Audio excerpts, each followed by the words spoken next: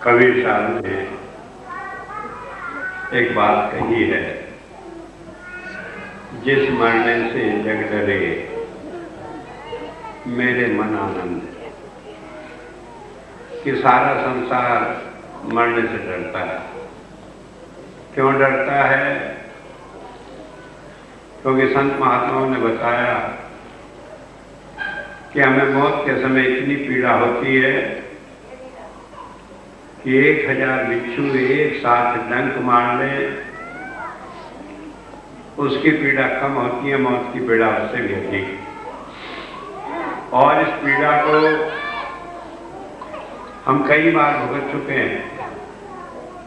हजारों जन्मों में हम मनुष्य बने, पशु पक्षी बने और दूसरी योनियों में आए और इस पीड़ा को भोगी रहे हैं।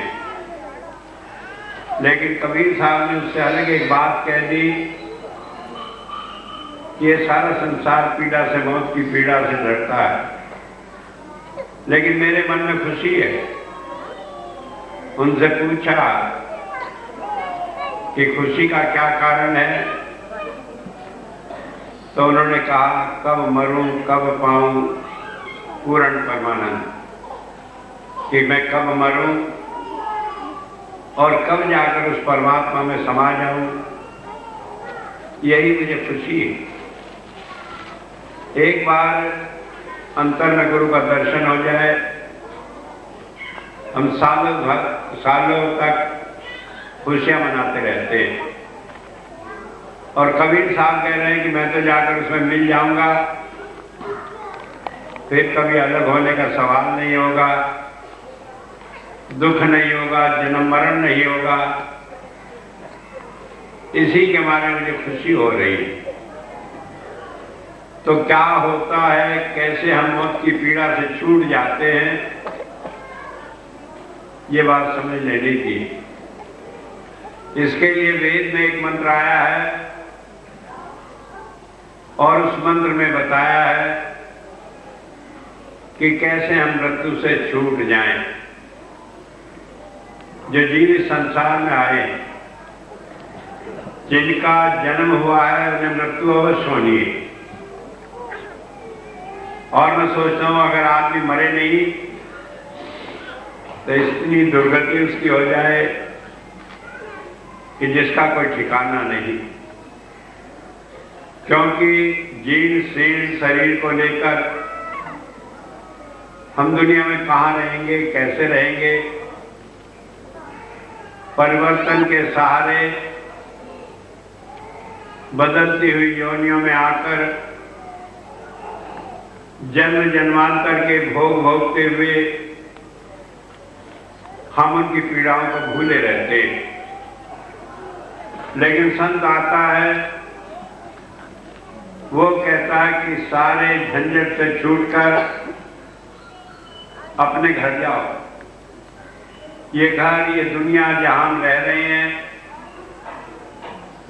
जहां हम अपना रिश्ता नाता बनाए बैठे, ये हमारा घर नहीं। सबका छूट गया, हमारा भी छूटना। वो तरीका बताते हैं। यजुर्वेद में ये मंत्र आया है और इस मंत्र को 2 ढंग से कहा है। एक जगह भेद है इस मंत्र में कुछ, तो पहली बात बताई है त्र्यंबकम यजामहे, कि संत जब आता है तो वह हमारे तीसरे नेत्र में प्रभु की प्राप्ति कराता है। हमारे चेहरे पर 2 आंख हैं। इन 2 आंखों के ऊपर माथे पर शिव नेत्र बना होता है, जिसे कहते हैं शिव जी का नेत्र। और जब वो खुल जाता है तो संसार की काम वासना नष्ट हो जाती है। संसार की चीजों से हमारा मोह खत्म हो जाता है। लेकिन एक बात ये समझ लेने की है कि जब एक बार वो नेत्र खुल जाता है तो जन्म जन्मांतर के जो कर्म हैं जिसके कारण हम बंधे पड़े हैं शरीर में, ये धीरे धीरे करके सब समाप्त हो जाते हैं। वरना तो इस शरीर से दूसरे शरीर से 84 लाख योनियों में जो शरीर बताया है उन सब से आत्मा ऐसी बंधी पड़ी है कि ये छूटती नहीं। एक बार मैं अमेरिका में था, मैंने बताया कि ध्यान की क्रिया में वही करना पड़ता है जो मौत के समय होता है। आत्मा शरीर को छोड़कर अलग हो जाती है, हमें जीते जी मरना पड़ता है, नहीं खुलता। इन्हें 9 दरवाजे से ये आत्मा शरीर से निकल कर चली जाती है। अगर ये इसमें बंधी है तो बाइबल ने कहा सिल्वर कोड से बंधी है, चांदी की डोर से बंधी है। और वो चांदी की डोर क्या है? हमारे कर्म है। जब तक एक भी कर्म शेष है जो हमें इस जन्म में भोगना है, तब तक हम मर नहीं सकते। एक बार मुझे याद है, मैंने एक घटना अपनी आंखों देखी तो देखी। एक आदमी था, मर गया, उसे शमशान घाट ले गए बांध जोड़कर, और जो वहां रखकर उसकी छाती पर लकड़ी रखी तो हिलने लगा। जब हिलने लगा, लकड़ी गिर गई उसके ऊपर से। वो कहने लगा मुझे दिखाओ क्या कर रहे हो। लोग घबरा गए कि क्या भूत हुआ, क्या हुआ। रस्सी उस्सी खोली, उठकर बैठ गया। कहने लगे ये क्या कर रहे हो कि तुम मर गए थे, तुम्हें फूंक रहे हैं। कहने लगे मुझे जमदूत ले गए थे, उन्होंने मुझे वापस फेंक दिया नीचे। कहने लगे क्यों फेंक दिया? कि धर्मराज के दरबार में जब पेश हुआ तो कहने लगे ये वो घसीटा नहीं है जिसे तुम्हें लाना था, तो गलत आदमी को पकड़ना है। कि मुझे फेंक दिया, और उसी टाइम हमारे गांव में दूसरा आदमी था, उसे पकड़ कर ले गए। उन्होंने थोड़ा उसकी बात पर यकीन किया और उसे घर ले गए। खोलकर देखा दूसरा आदमी उसी नाम का मर गया था। तो कहने का मतलब है एक भी कर्म शेष रहता है तो हम इस शरीर को छोड़कर जा नहीं सकते। जमदूत गड़बड़ कर सकते हैं, दूसरे लोग गड़बड़ कर सकते हैं। परमात्मा एक केंद्र बिंदु है। 11 नाम की, 8 सोम की, इस तरह 31 रूप हैं।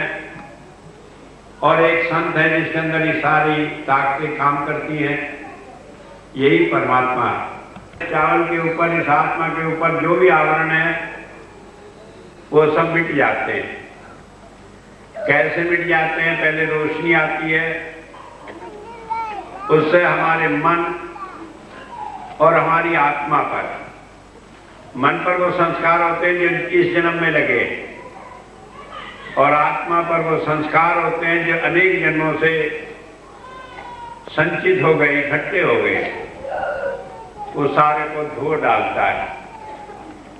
किस तरह कि हजारों मन लकड़ी हो तो किरण आती है तो उससे हमारे वो सारे पाप कट जाते हैं।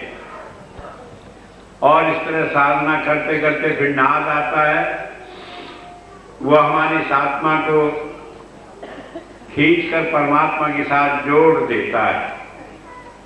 फिर हम इस दुनिया में रहते हुए भी परमात्मा के साथ रहने वाले बन जाते हैं। जो लोग परमात्मा के साथ रहने वाले बन गए वो एक दिन में नहीं बन गए, साधना करनी पड़ी। मुझे याद है हुजूर संत कृपाल सिंह जी महाराज का, वो जाया करते जंगलों में और सारी रात बैठकर वहां भजन किया करते थे। एक बार कहीं व्यास के पास हो गए, जंगल में भजन कर रहे। कहीं पास में गूंगा एक पहलवान हुआ, वो भी अपना कसरत कर रहा था, सारी रात दंड बैठक कर रहा है। तो जब आदमी कसरत करता है उसके मुंह से हुंकारे निकलते हैं। तो हीरो ने लिखा कि मैं कभी कभी उन हुंकारों को सुनता रहता और उन्होंने कहा कि लोग कहते हैं गूंगा इतना बड़ा पहलवान हो गया, लेकिन किसी ने नहीं जाना कि कितनी रातें उसने मेहनत करके बिताई। तो संत इशारा देते हैं कि वो हमें तैयार करते हैं। बैठ गया तो ध्यान गया, हजारा भी खड़े हो जाएंगे कि हम तो 5 मिनट बैठते हैं, 1 मिनट भी ध्यान नहीं रखता। तो इतना आसान नहीं है, क्योंकि ये मन तो काल का चेहरा है। ये हमें इन सारी मुसीबतों में और मुसीबत खड़ी करने के लिए आया, तो इतना आसान नहीं। इसीलिए संतों ने सेवा के काम को चुना। सेवा क्या है? वही जो काम हम घर में करते हैं, आटा पीसना, रोटी बनाना और दूसरे काम, गुरु कहता है वही करो, लेकिन करो गुरु के लिए, अपने लिए ना करो। जब गुरु के लिए करोगे तो उसका फल ये मिलेगा कि सारे बंधनों से छूट जाओ। इसलिए संतों ने एक आसान सा तरीका निकाला कि लोग वही सारे काम करते रहे जो घर गृहस्थी में करते थे, जिन्हें करते करते रोज उन्हें ख्याल आता था कि कहां झंझट में पड़े। कभी कभी मुझे ख्याल आता, सुशीला जी कहती कि आपने तो ऐसी जगह मुझे फांस लिया, लंगर ही लंगर, रोटी रोटी, दाल चावल, नमक मिर्च। कहने कि मैं तो कभी घर का भी काम नहीं देखा, तो यहाँ मुसीबत में डाल दिया। कहने लगे स्वामी जी कहीं ऐसा तो नहीं मैं इसी में फंसी रह जाऊं। और उस दिन बात करते करते कहने लगे मुझे कुछ नहीं चाहिए, मुझे तो आप अपने सामने इस दुनिया से चलता कर दे। मैंने कहा ठीक भी मौका है, क्योंकि मैं मर गया, पीछे खबर नहीं क्या हो। और ये औरत मुझे कहती भी रहे कुछ भी नहीं हुआ, मैं तो यही बची रह गई। और जब हो गई, मैंने कई बार पूछा मगर लंगर वगैरह का कुछ ख्याल है? जब बीमार थी कहने मुझसे तो हमारा भी यहाँ आए बैठे जा रहे हैं, मैं और कुछ सुनना ही नहीं चाहती। उमाई मेरे से काम है, कहने की असंभव है। इंजेक्शन लिखवाती, कुछ करवाती, और जब गई हंसती खेलती बोलती हुई गई कि महाराज जी आ गए, अब मैं जा रही। तो कहने का मतलब है संत हमारे जन्म जन्मांतर के कर्मों को इसी संसार में काट देते हैं। अब किसके काट दिए? और उसकी संत जब बहुत दया करता है, और सच मुझे ये सारे जीव है ना, ये परमात्मा ने ऐसे लगा दिए कि हुजूर कहा करते थे मेंढक है मेंढक, इन्हें तोलना ये दुनिया में किसी के बस की बात नहीं। तो बहुत सारे संशय होते रहते हैं। सारी जिंदगी आप संत के साथ रहो और कहीं ना कहीं नया संशय खड़ा हो जाता है। तो वेद क्या कहता है कि जब ऐसे हालत में हम होते हैं, 1976 में 77 में मैं जब संत कृपाल नगर बनाने जा रहा था, लखनऊ में जिक्र हुआ,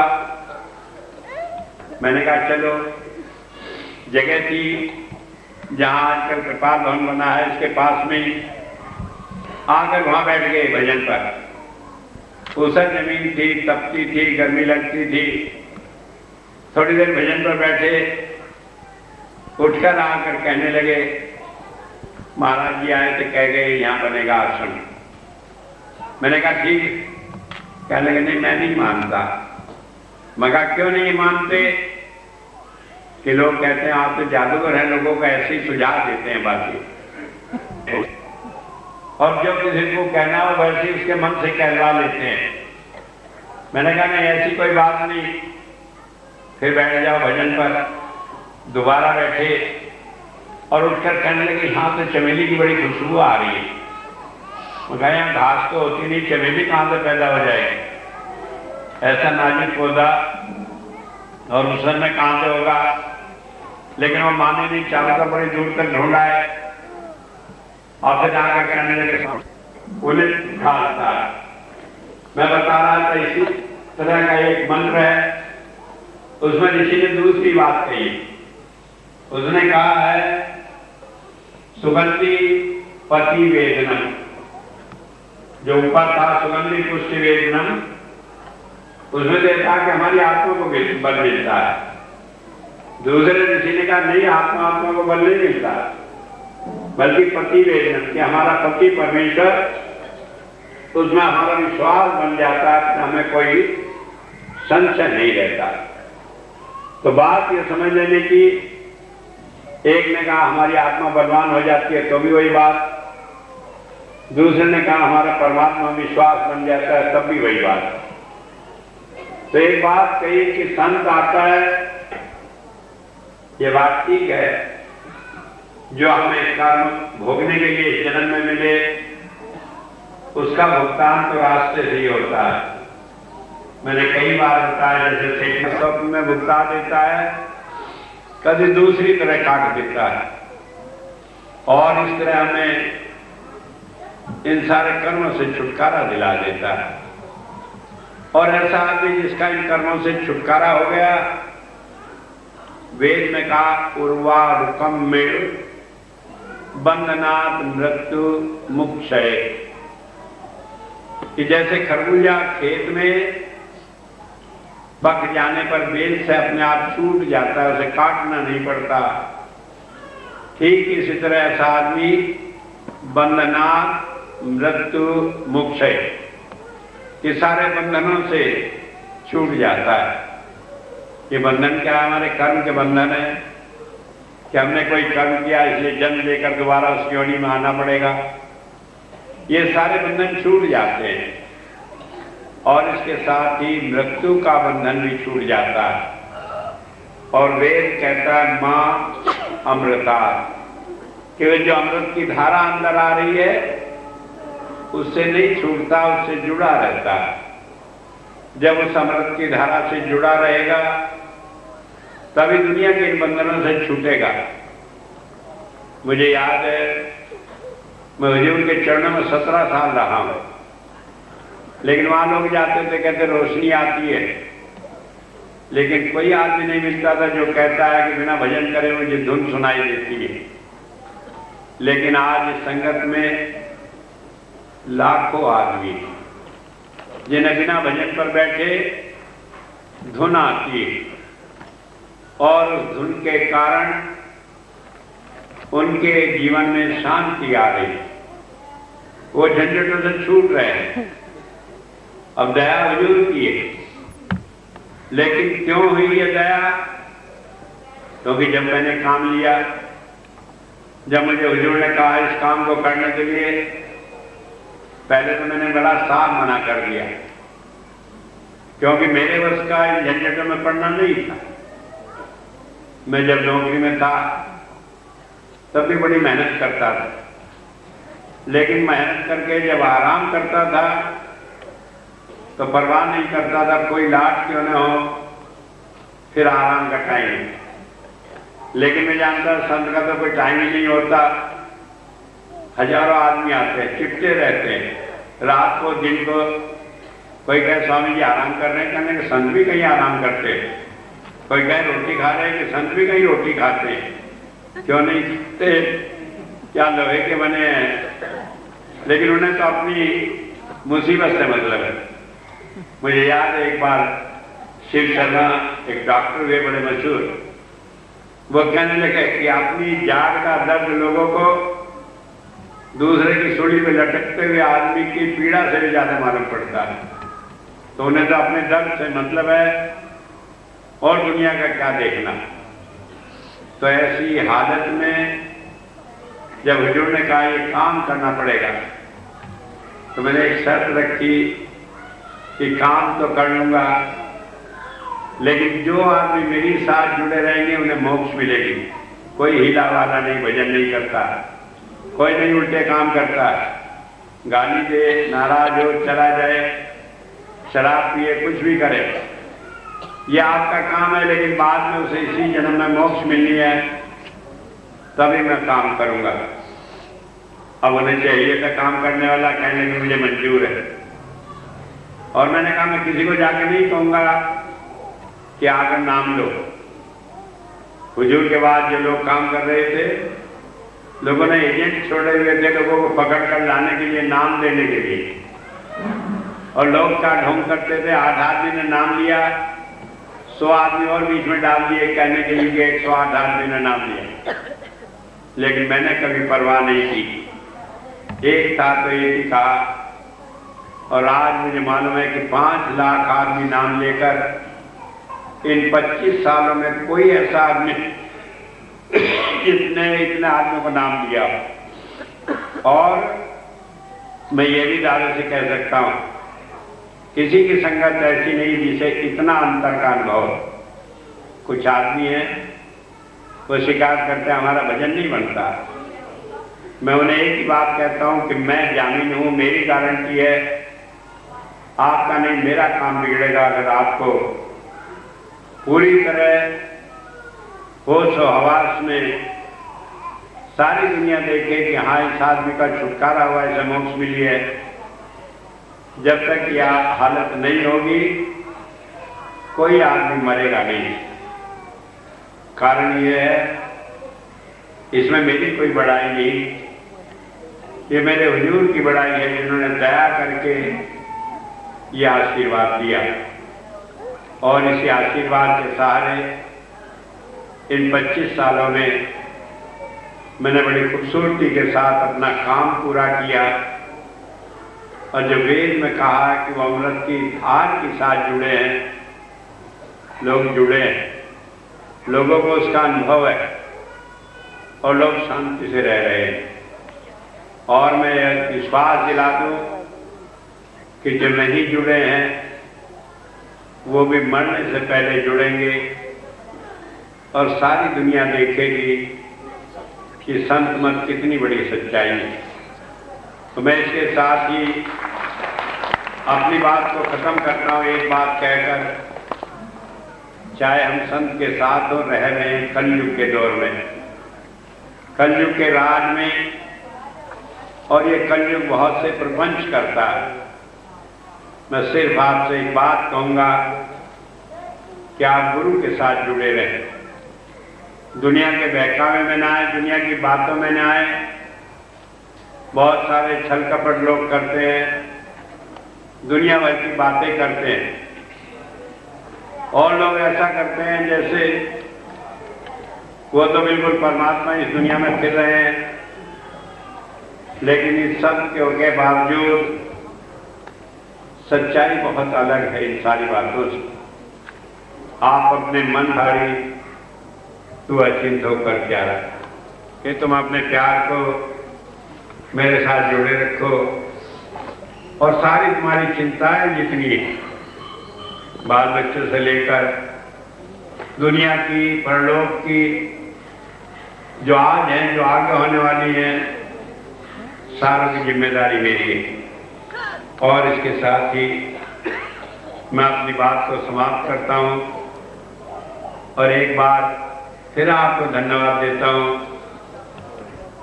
और उससे बहुत सारी दुनिया का कल्याण हुआ है, फायदा हुआ है। और आप लोगों को भी मैं वायदा पूरा कर रहा हूं कि मैं इस दिन पर आता रहूंगा। 1-2 दिन आगे पीछे उससे क्या होता है, लेकिन हमें देखना है कि जिसमें ज्यादा लोगों की भलाई है वही करें। इसके अलावा थोड़ी सी सूचना मैं बता दूं। पहली बात यह है कि अगले महीने का सत्संग गौर से सुन लें, 15 तारीख को होगा। अगले महीने 5 इतवार हैं, लेकिन मैं यहाँ पर तीसरे इतवार को आऊंगा, क्योंकि चौथे इतवार के बाद दिवाली पड़ती है और वहां पर आश्रम में दिवाली का सत्संग है। तो इसलिए यहाँ का सत्संग 15 तारीख को होगा। और वो आखिरी सत्संग होगा, उसके बाद मैं विदेश चला जाऊंगा और दिसंबर में आकर फिर सत्संग दूंगा। तो नवंबर में आश्रम से टीम आएगी, वो सत्संग देंगे, लेकिन मैं दिसंबर में आकर मिलूंगा। दूसरी बात यह, 15 अक्टूबर को यहाँ पर, 16 को हरिद्वार में, 17 को सहारनपुर में, 18 को कलेडी में, 19 को नोएडा में सत्संग होगा। अगले महीने अक्टूबर का प्रोग्राम नोट कर लें।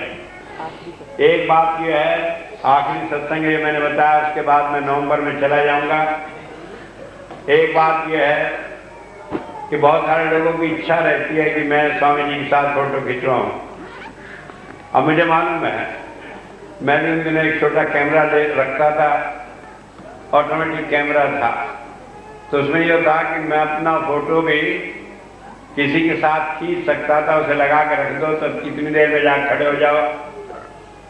मेरा एक दिन मन हुआ, मैंने महाराज जी से आए हुए थे शाहजहानपुर में, कहा कि फोटो खींच ले, कहने खींच लो, संगत इकट्ठी हो गई। मैं उसे एडजस्ट करके मैं भी जा खड़ा हुआ, और जब वो फोटो आ गया उसमें तो इतना खुश हुआ कि महाराज जी के पास साथ मेरा फोटो आ गया। तो इच्छा होती है तो हमने इंतजाम किया है कि जो भाई ऐसा हो चाहे वहाँ पर फोटोग्राफर रहेगा हमारा, वो आपका फोटो खींच देगा। 10 रुपया देना पड़ेगा, फोटो खींच देगा और आपको अगले महीने मिल जाएगा। दूसरी बात यह है कि आज रात को, अब शाम को 5 बजे से जेंट्स की मीटिंग होगी, जिसमें हरिद्वार, हरियाणा और आसपास के जितने भी मंडल हैं सबके लोग भाग लेंगे। जो उसमें समर्पित सेवादार हैं, जो डेलीगेट बने हैं, जो उसमें भाग लेना चाहते हैं, वो अपना डिनर की पर्ची लेकर शाम को उसमें रहेंगे। एक्चुअली जेंट्स की मीटिंग में होता क्या है कि जो हमने योजना बनाई है सेवा कार्य की, उसमें जिन लोगों ने अच्छे अच्छे कार्य किए हैं उनकी हम सराहना करते हैं, और उससे ये होता है कि हमारे अंदर एक उत्साह बनता है कि हम भी सेवा के कार्य को करें, क्योंकि सेवा की असली काम है। तो इसलिए उस मीटिंग में यही देखना है क्या काम हो रहे हैं, क्या किसने किया, हम क्या कर सकते हैं। एक बात और है, 26 अक्टूबर को दिवाली,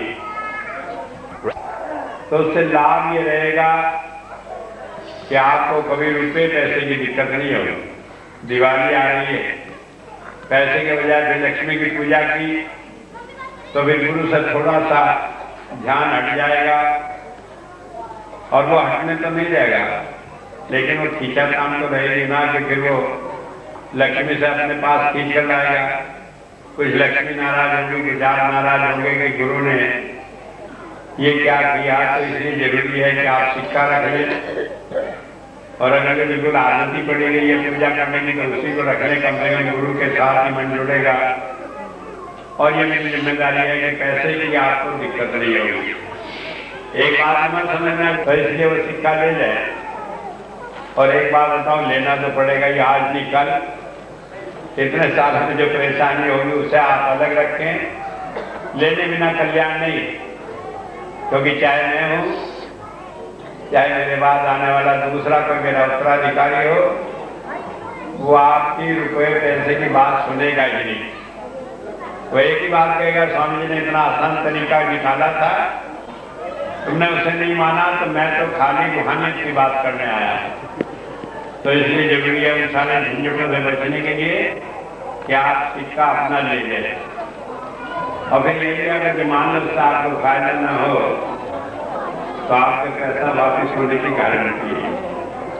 अब इससे ज्यादा मैं क्या कहूँ, आप ध्यान रखेंगे, जो नाम दान लेने वाले पीछे बैठ जाएंगे, फिर लेने वाले लेने में यही दवाई लेने